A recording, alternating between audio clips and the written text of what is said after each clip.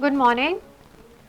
So, yesterday we went through the cell cycle and you saw that there are so many different phases through which the cell has to go and at the right time with the right things, so that to ensure that the cells that are made and the cell itself stays in perfect health, because that directly affects the health of our body. Now, since cell cycle is so important, it is important for us to know how that cell cycle gets regulated. Now, before I move to the regulation, let's quickly recap on what are the different phases of the cell cycle. So, largely the cell cycle is covered by interphase. What are the three phases? G1, S and G2, right? So, and what exactly happens in interphase? What's the main agenda, if I put it that way, of interphase? It is to prepare and duplicate the cellular contents, nuclear content. And then once the interphase is over, what comes? Mitosis. And what happens in mitosis? There is division of nucleus. So, DNA material gets divided into two daughter cells, and finally in cytokinesis the cellular content also divides, finally giving you two identical daughter cells. Now, if we look at cell cycle regulation, there are two categories. There are regulators, or should I put it as cell cycle promoters, that promote the cell to move from one phase to another phase. Okay? And then there are what are called as inhibitors which inhibit the cell cycle, which stop the cell from moving from one phase to another phase. If we look at promoters, it's a combination of proteins and enzymes. The proteins are called as cyclins and the enzymes are called as cyclin dependent kinases or CDK. Now the enzyme themselves tell you what their function is and how they are functioning. It's a kinase enzyme. If it's a kinase enzyme, what does it put? It puts a phosphate. From now on, wherever you see kinase is given, it means it puts a phosphate. So the enzyme is putting a phosphate and it is dependent for its function on cyclin. That is why it is called as cyclin dependent kinases. So the cyclin, it binds with CDK. This activates the kinase activity of the enzyme and this enzyme adds phosphate to other proteins, allowing cell to move from one phase to another phase. On the other hand, in order to stop the cell in a given phase, inhibitors are needed and those inhibitors are cyclin dependent kinases inhibitors.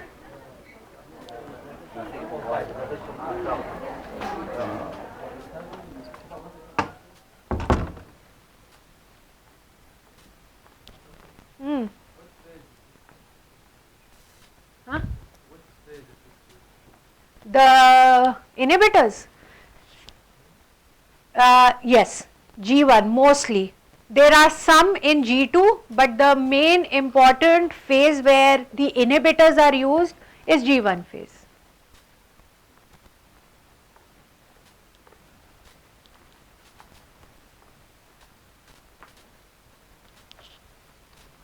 So talking about the promoters first, and the prime component of promoters is cyclin. There are different classes of cyclin or categories of cyclin, cyclin D, cyclin E, A and B, and they all are promoting the cell. Each category or each type of cyclin is present in a specific phase of cell cycle. So you will find one in G1, there might be some in S phase, some in G2 phase and maybe something in M phase also, we will see. And there is a interesting characteristic of cyclins.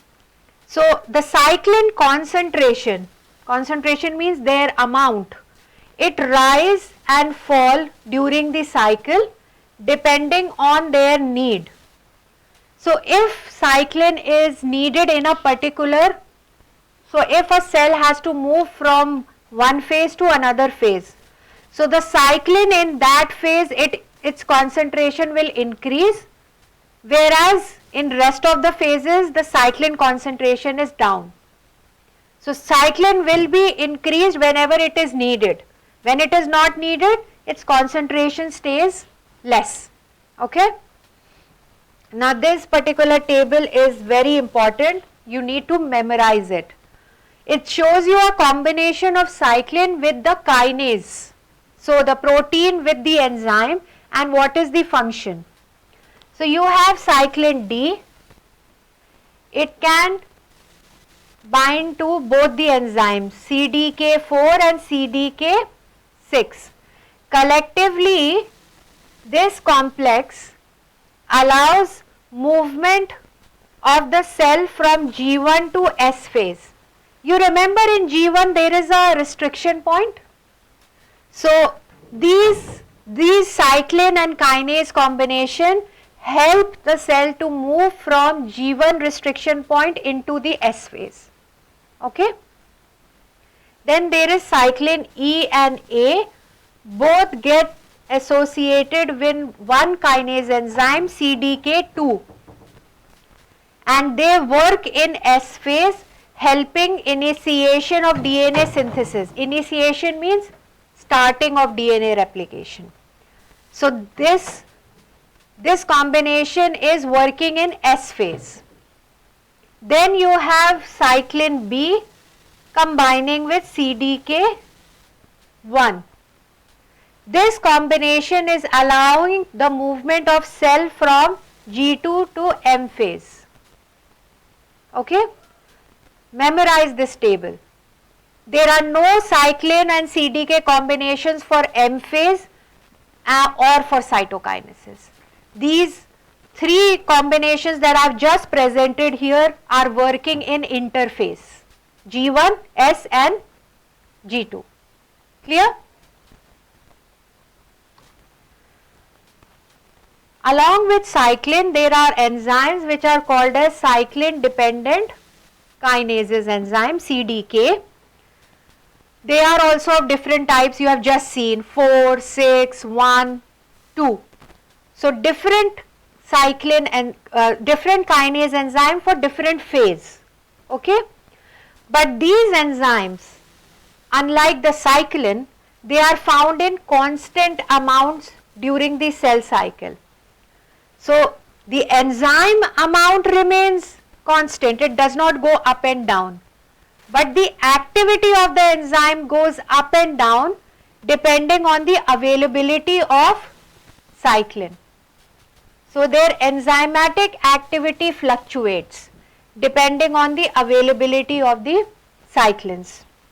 If I take an example, for example for G1 phase, movement from G1 to S phase,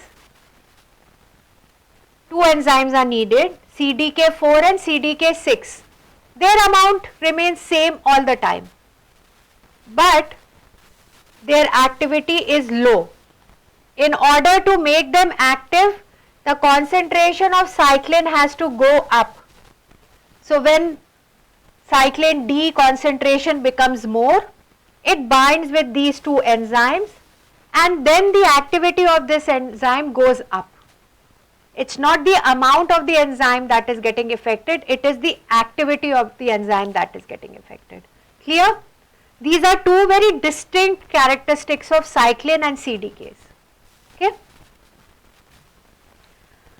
And cyclin can form complexes with CDK, and this stimulates which activity? Kinase activity, phosphate adding ability.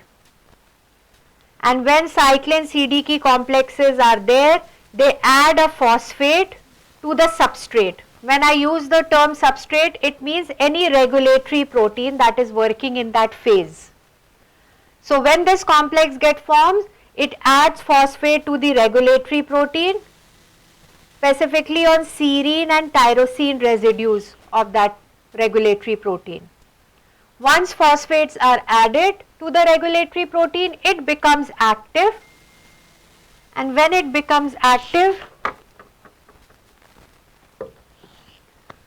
the cell is able to move from that particular phase to the next phase. Let's try to understand collectively on a flow chart. So for example, a cell needs to move from one phase to another phase. The very first thing that will happen is that the cyclin concentration in that phase will become high. Now when the cyclin becomes high, it will go and bind with a specific CDK, forming a cyclin CDK complex. When this complex gets formed, the activity of the enzyme increases. Earlier, without the cyclin, it was inactive, but as soon as the cyclin got attached, the enzyme became active. And this complex, the active complex with the kinase activity, is able to add phosphates on serine and tyrosine amino acids of the regulatory proteins that are present in that phase. Now when phosphates are added to regulatory protein, that regulatory protein becomes active, and when it becomes active, it brings about the movement of the cell from one phase to another of the cell cycle.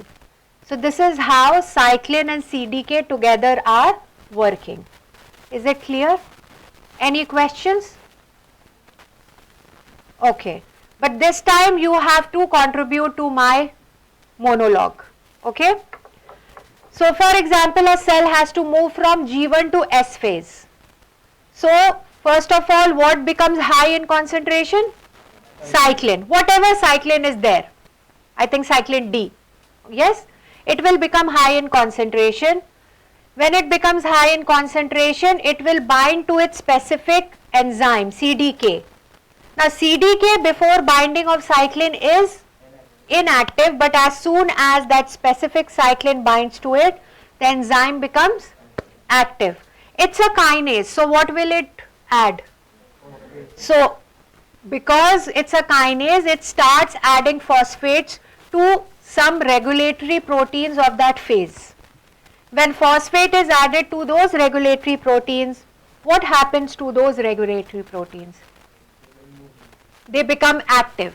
And when they become active, their function helps in the movement of the cell from that phase to next phase. Got it?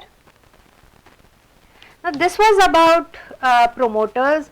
Let's talk a little about checkpoints. So yesterday I told you that there are two restriction points, one in G1 and another in G2, and it's like a security guard or a security barrier or a checkpoint. All this talks about the same thing, the restriction point. So checkpoints are what? And they are placed at critical points in the cell cycle in order to monitor completion of critical events. So checkpoints are usually put during cell cycle at specific phases, so to ensure that critical events that are happening that can affect the overall health of the cell, they are looked at carefully. Okay. So the very first checkpoint is where? G1.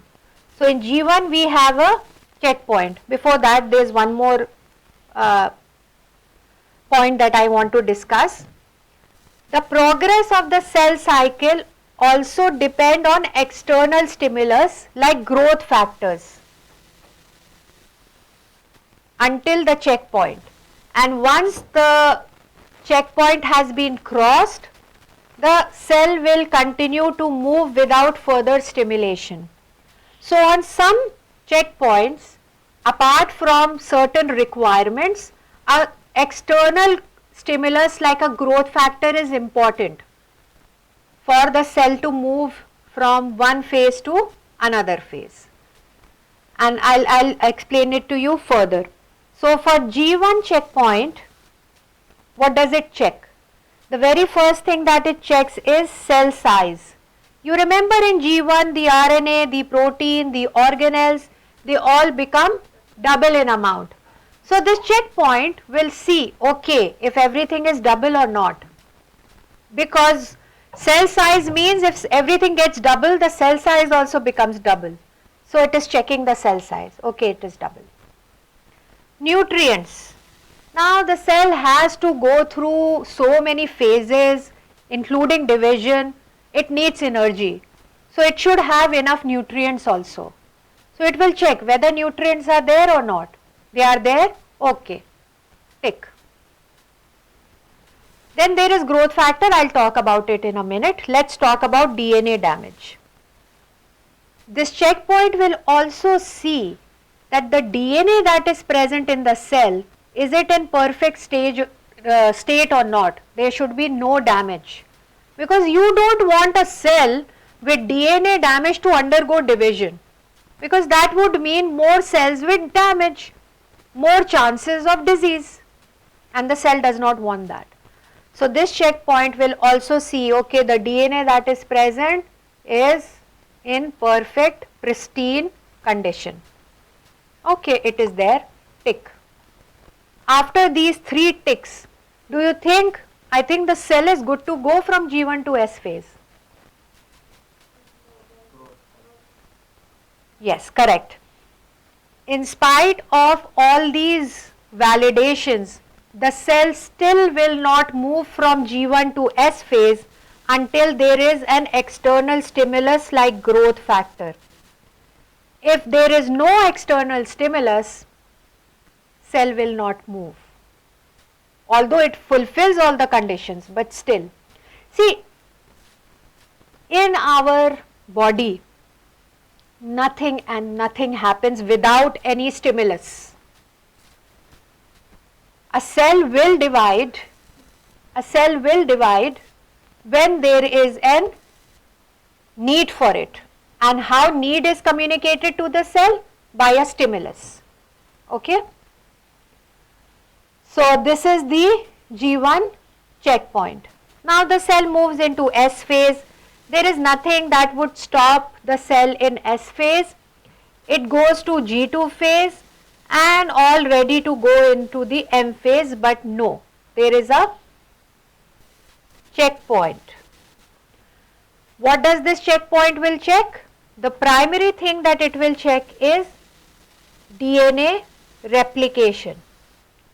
Now since there is no checkpoint here, the cell can move to G2 phase even before the replication is finished. So this checkpoint has to make sure that the replication is completed. Otherwise it will not let the cell move. Once the replication is completed, okay, good to go. And it also double checks the cell size. Okay, let me double check if the contents are also there. Okay, they are there. Fine. Here no growth factor is needed. And then the cell moves from G2 to M phase. Okay.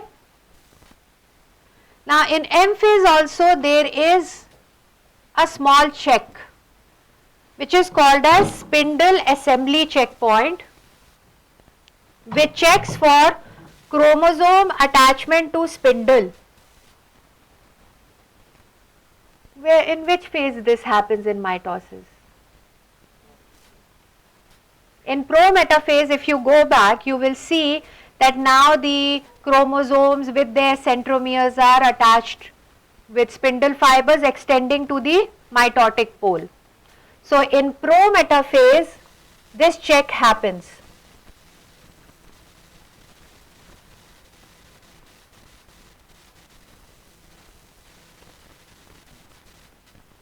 Okay. Clear these checkpoints, everybody? Yes. Huh? For nutrients, whatever nutrients are needed by the cell, there are certain, like biomolecules like carbohydrates are there or lipids are there or not, so that the cell can use them for energy. Okay? Alright. Now until now we were talking about promoters. Now let's talk about inhibitors.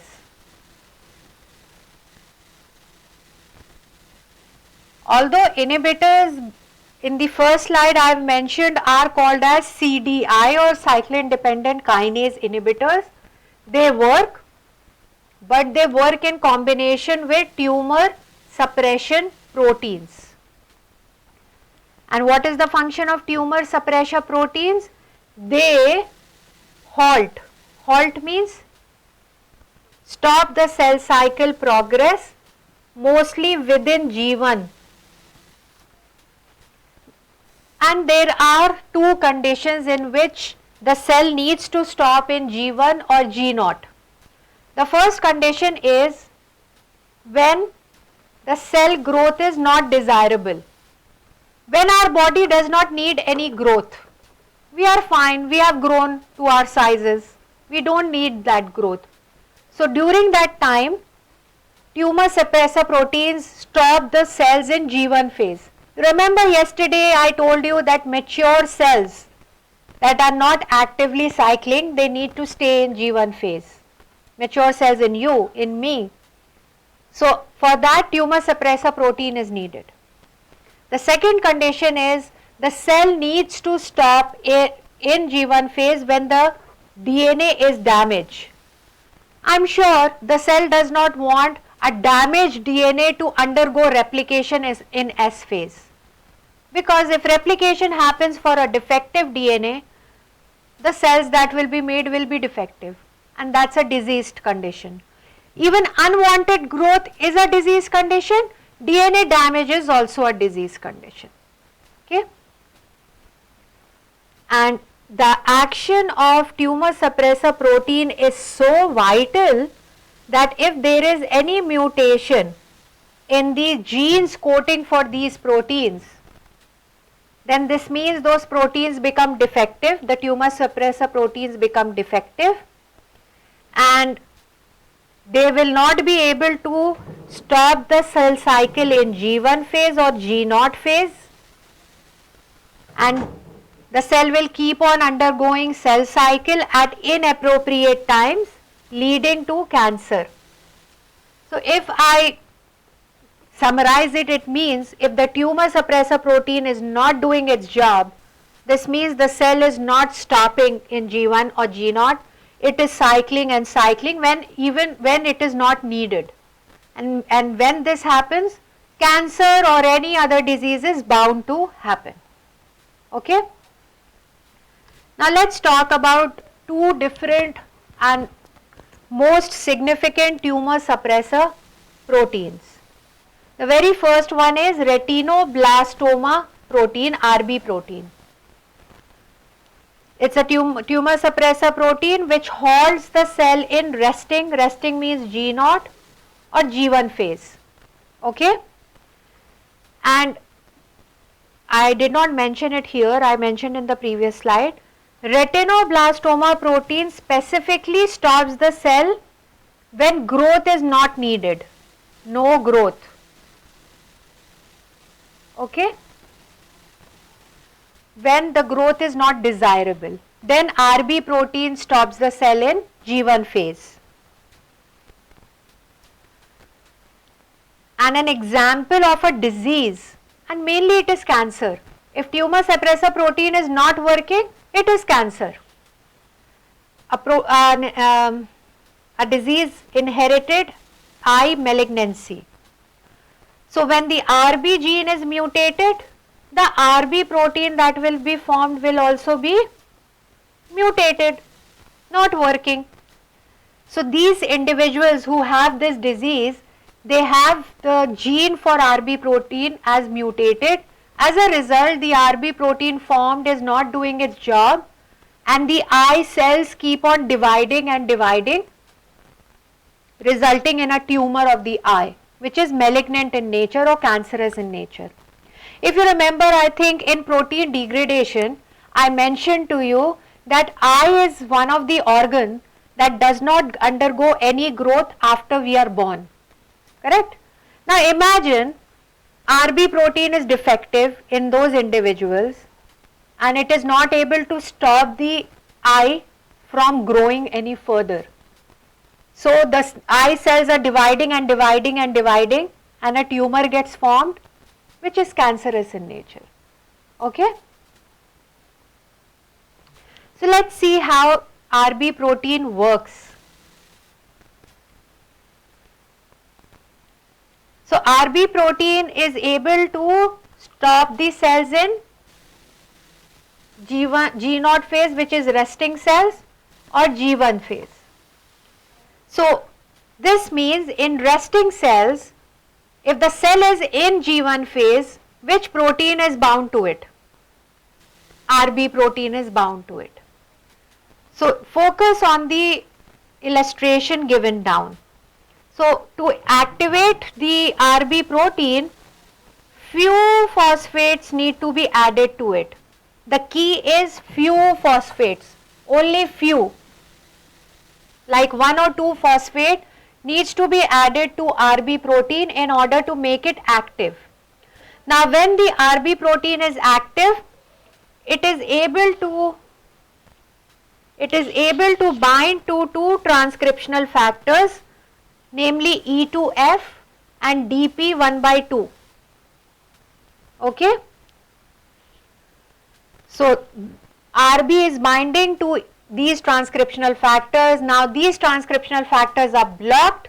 They no longer can help the cell to move from G1 phase to S phase. So the cell is locked in G1 phase, or if it stays there any longer, it goes to G0 phase. Okay? Now let's take a condition in which cell growth is needed. So under that condition, so in actively cycling cell, you remember what is the requirement that has to be there to push the cell from G1 to S phase? Growth factor. Very good. So first of all, growth factor will come. External stimuli. Growth factor. When this growth factor is there, it activates a pathway which is called as MAP kinase signaling cascade, or you call it as RAS pathway.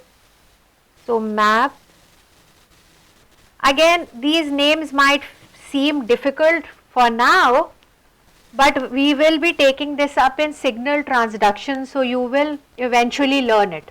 So don't worry about it, okay? So the growth factor, it activates a cascade called as MAP kinase. Now this pathway will activate cyclin D and CDK 4 and CDK 6. It is not 4 by 6. It is CDK 4 and CDK 6. Now when this complex is active, what does it do? When this complex becomes active, what does it do? It adds phosphate, exactly. So what they do is they add many phosphates now on the protein, RB protein. So initially when few phosphates were there on RB, it was active.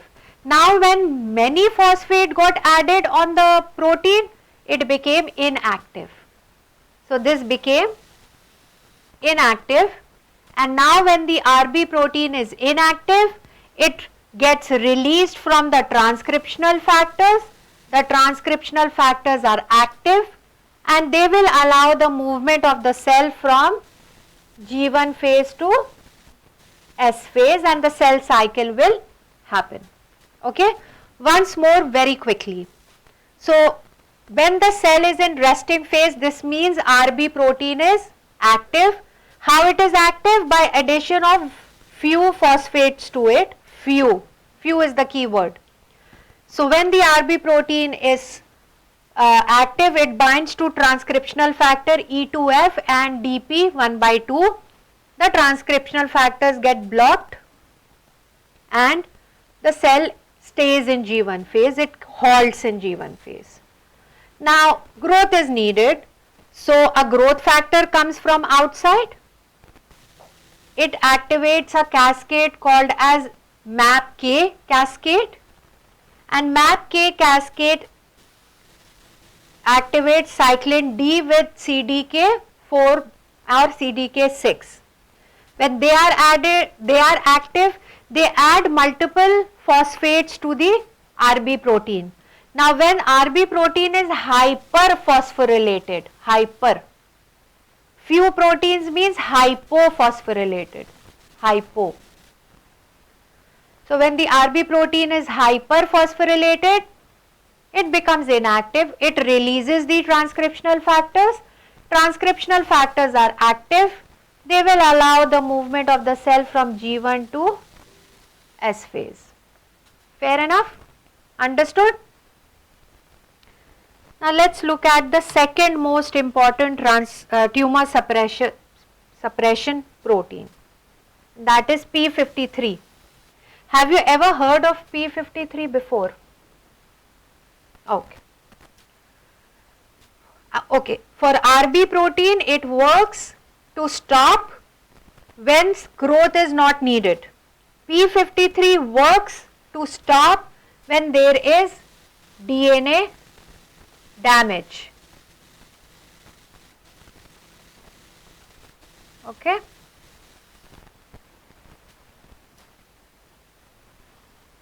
And it also does it so in G1 phase. So for example, there is a cell which has damage in its DNA, and this damaged DNA, the very first thing that it does is that it goes and it activates P53 protein. Now when P53 is active, it will activate another inhibitor which is called as CDKI. When CDKI is active, it will activate the third protein which is called as P21, and P21 is the one that stops the cell cycle in G1 phase. So actually P53 is not directly stopping the cell, it is the first point of the cascade that is stopping the cell. Now once the cell has been stopped, P53 will go and inspect the damage. Can it be repaired or can it not be repaired? If it can be repaired, there are repair mechanisms, you know them already. If it can be repaired, okay, let it get repaired. Now the DNA is perfectly fine. P53 it becomes inactive, CDKI become inactive, P21 become inactive. Cell moves from G1 to S phase. But if the damage cannot be repaired, then P53 sends such a cell for apoptosis, which is called as cell death. See, your body does not need any cell which is defective. It will try to repair it. If it cannot be repaired, it will send that cell for death. Clear? Also, more than 50% or about 50% of the cancers that you see in the medical world, they all are associated with mutation in P53. So this is so important. If P53 gene is not working, P53 protein is not working. And when P53 protein is not working, any cell with DNA damage will not get stopped. And if you go through those research papers, you will come across the information that DNA damage happens very frequently during the course of the cell. It's very common to have DNA damage. So try and understand the importance of these tumor suppressor proteins. In fact, tumor suppressor proteins are much more important than promoters of the cell cycle. Okay, do you understand this? Lastly, just couple of lines on cyclin dependent kinase inhibitors. You have just seen they work along with tumor suppressor proteins. Not much is known about them. So there is nothing really much to tell you. The only thing is there are two classes of these inhibitors, and they work differently in order to stop the cell in G1 phase. Okay, you already saw with P53 it is one CDKI that works by activating P21, correct? That is all you need to know. Do you have any questions? No? Alright, so at 1 o'clock I will be here for the tutorial session. I will briefly go through all these resources first, and then few sample questions which will give you some idea on how I frame my questions. Okay.